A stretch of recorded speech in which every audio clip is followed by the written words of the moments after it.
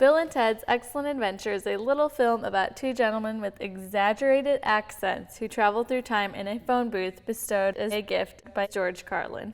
The whole premise is pretty insane, so we can spend hours just talking about the numerous diseases Bill and Ted would have contracted. When Bill and Ted are practicing at their garage, sparks shoot out of a concrete wall. And who painted that logo? If they did that themselves, they should be pursuing different careers. But that's nothing compared to the crazy shit that happens in this movie. In the distant future, George Carlin travels back to 1988 to ensure his utopian society can exist.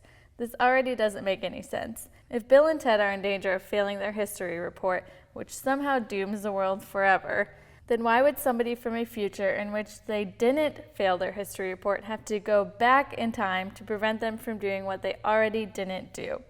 George Carlin's future is obviously fine, at least by his standards. When Bill and Ted go to the future, everybody's just kind of standing around. Is this the kind of future Bill and Ted would have wanted? It did not seem to rock particularly hard. Why didn't Rufus just impart some wisdom to the past if he was going to go back and meddle with it anyway? Also, why a phone booth? In all the wisdom held by the future civilization, they couldn't come up with something a little more spacious or less likely to break down? And seriously, how does jamming a bunch of empty tin cans into the antenna constitute as a repair? A 1980s phone booth doesn't really even vibe with the whole everything is made of diamonds decor that they use in the future. Their history report turns into some kind of show and tell with a kick-ass light show for some reason. Who's running the light cues anyway? And why is the whole school there for one class's project presentations? What a waste of time. I bet the other teachers would be pissed off that they had to go sit through that instead of teaching. And the report isn't even that good.